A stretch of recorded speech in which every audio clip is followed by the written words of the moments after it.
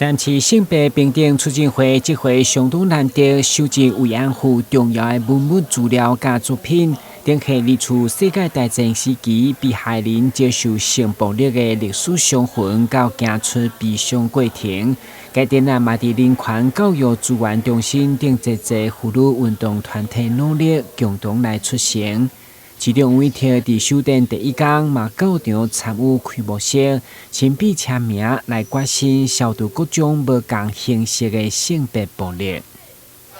过去古代的阿嬷那时代到现在的数位时代，我们对于这样子的一个情形，必须要有一个很清楚的一条红线画出来，就是不能逾越这个红线。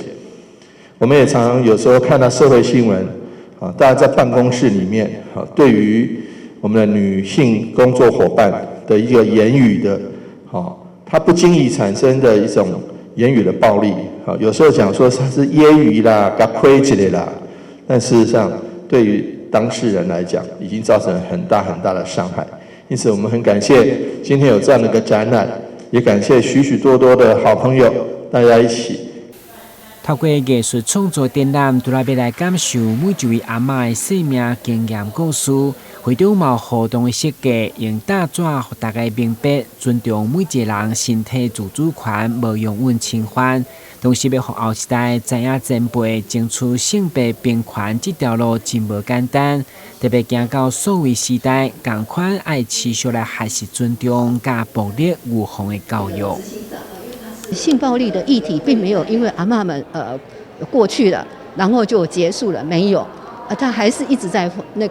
存在，一直在发生，而且它的形态随着科技的发展、科技的演变，有不同的形态。包括最近很夯的那个数位性别暴力哈，那这个当中就有比如说换脸 deepfake 这样的事件哈，那现在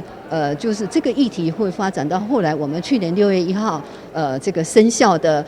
跟踪骚扰法都是跟那个性别暴力有关联的啊，那所以它会因为时代的改变，然后呢它的形式会一直的这个翻新哈，那